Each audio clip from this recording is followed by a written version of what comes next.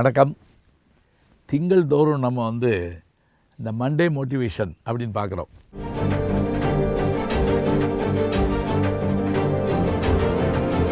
இந்த மனித மனத்தினுடைய பெருமை என்ன அப்படின்னா, ஒரு வினாடிக்குள் கோடிக்கணக்கான விஷயங்களை அது சிந்திக்கும். அப்படி சிந்திக்கக்கூடிய ஆற்றல் மனித மனத்துக்கு உண்டு. இந்த மனம் சில நேரங்களில் உற்சாகத்தின் எல்லையில் இருக்கும், சில நேரங்களில் சோர்வு பள்ளத்தில் இருக்கும். அப்போ சோர்வு அடைஞ்சிருக்கக்கூடிய இந்த உள்ளத்தை, அந்த பள்ளத்தை அதிலேருந்து மாற்றி காட்டுறதுக்கு என்ன செய்யறது? 2 வகையாக வச்சுக்கலாங்க. நம்மை நாமே உற்சாகப்படுத்துதல் 1, நம்மை சார்ந்தவர்களை உற்சாகப்படுத்துதல் 2. இப்போ நீங்கள் நினச்சி பாருங்கள், அரசியல் தலைவர்கள் மேடைக்கு வந்த உடனே ஒரு சொல்லுவாங்க, உட்கார்ந்துருக்கக்கூடிய பல லட்சம் மக்களுடைய மனசு அப்படியே உற்சாகத்தில் துள்ளும். பேரறிஞர் அண்ணா தம்பிகளே என்று சொன்ன உடனேயே அந்த உற்சாகம் அப்படியே கரைபுரண்டு ஓடும்.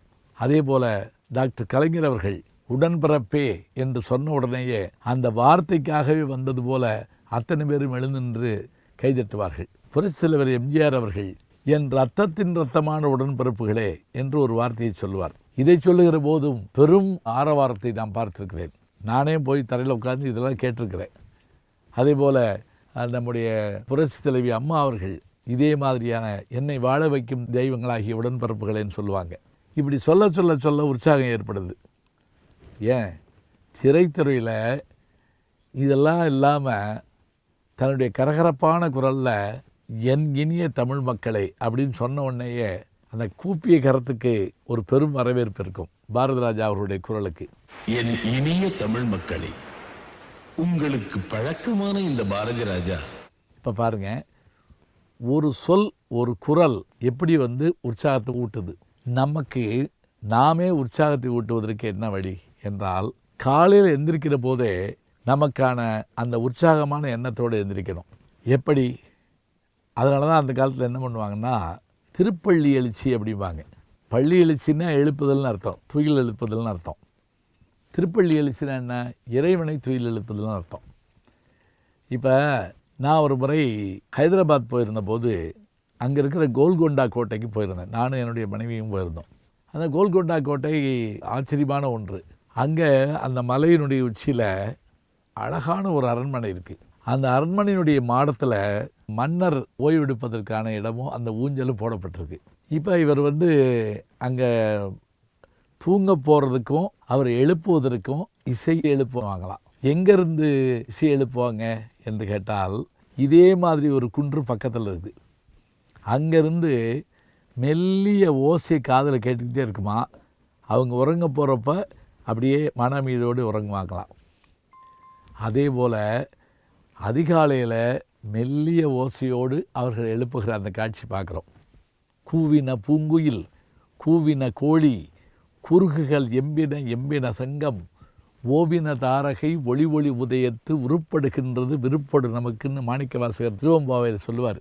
பறவைகளுடைய ஒலிகள் கூட நம்மை உற்சாகத்தில் எழுப்புமா.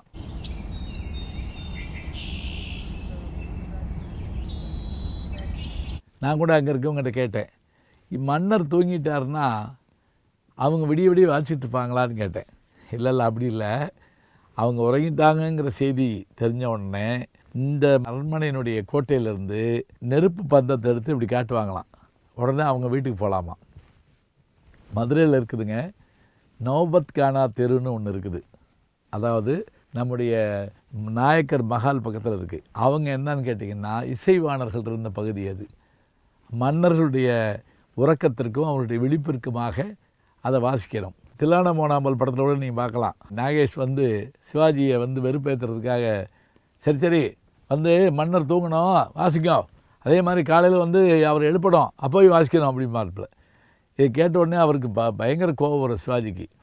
இது இந்த வழக்கம் இருந்திருக்குங்கிறத காட்டுறதுக்காக அவர் சொல்லுவார். அப்போ நாம் எழுந்திருக்கிற போதே நமக்கு கேட்கின்ற ஓசைகள், காட்சிகள் எல்லாம் நம்முடைய உற்சாகத்தை ஊட்டணும். அதோடு எவையெல்லாம் நமக்கு மன மகிழ்ச்சி தரும்னு பார்க்குறோம். ஒன்றும் இல்லை, காலையில் நம்ம நடந்து போகிறோம்னு வச்சுக்கங்களேன், வாக்கிங் போகிற போது பார்க்கக்கூடிய காட்சிகள் கூட இனிமையானவை தான். கிழக்கு வெளுத்ததம்மா கீழ்வானம் சிவந்ததம்மா கதிரவன் வரவு கண்டு கமலமுகம் வளர்ந்ததம்மான்னு ஒரு பாட்டு எழுதியிருப்பாங்க. இவையெல்லாம் இயற்கையினுடைய அந்த காட்சிகள். பஸ்ஸில் கூட நம்ம ஜன்னலோரத்தில் உட்காந்து போகிறப்ப நம்மளை அறியாமல் தூங்கியிருக்கப்ப சில்லுன்னு ஒரு காற்று ஒன்று நிமிர்ந்து பார்ப்போம், அட விடிஞ்சிருச்சா அப்படின்னு நம்ம சொல்லுவோம்.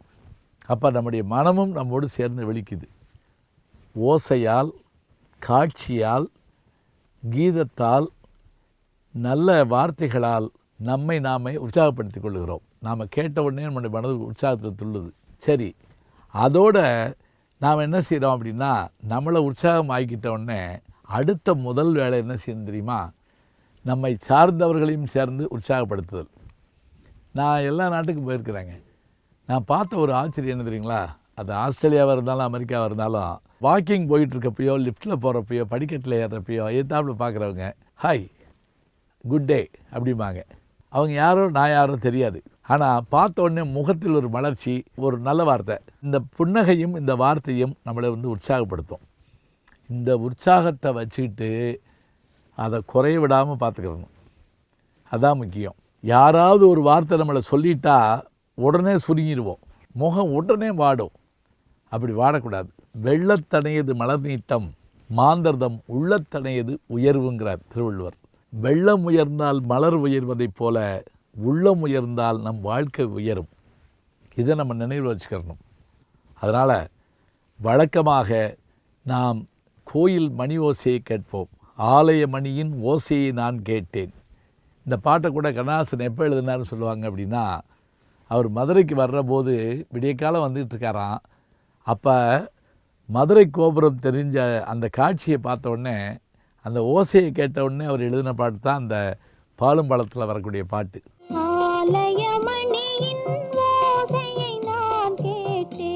அதை பின்னாடி கூட சிவகங்கை சீமையிலே எழுதியிருப்பார். எப்படி? சாந்து பொட்டு சலசலங்க சந்தன பொட்டு கமகமங்கிற மதுரை கோபுரம் தெரிந்திட செய்த மருது பாண்டியரை பாடுங்கடின்னு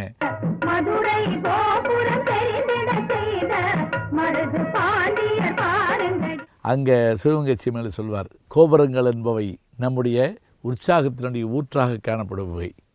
விளக்கு, கோபுரம், இசை, ஒலி, காட்சி இவை எல்லாம் தானே நம்மை உற்சாகப்படுத்துகின்றன. இதே உற்சாகத்தோடு இந்த நூற்றாண்டில் கையில் செல் வச்சுருக்கீங்களா, ஹாய் போட்டு ஒரு அழகான விஷயத்தை யாருக்காவது நண்பருக்கு அனுப்புங்க. ஒரு நிமிஷத்தில் ஒரு நல்ல செய்தியை ஸ்டேட்டஸில் வைங்க. நாமும் உற்சாகமாகவும் உலகத்தையும் உற்சாகப்படுத்திட்டோங்கிற ஒரு சந்தோஷம் ஏற்படுங்க. உற்சாகமாக பொழுதுகளை தொடங்குங்கள். உலகம் இனிமையாக இருக்கும். நல்ல செய்திகளை நாளும் சிந்திப்போம். நாளை சந்திப்போம். வணக்கம். அன்புக்குரிய யூடியூப் நேயர்களே, நீங்கள் இன்னும் என்னை நெருக்கமாக பின்தொடர வேண்டும் என்று சொன்னால் ட்விட்டர், இன்ஸ்டாகிராம், ஃபேஸ்புக் போன்ற சமூக வலைதளங்களில் பின்தொடர்ந்து வாருங்கள். நாம் முன்தொடர்ந்து செல்வோம்.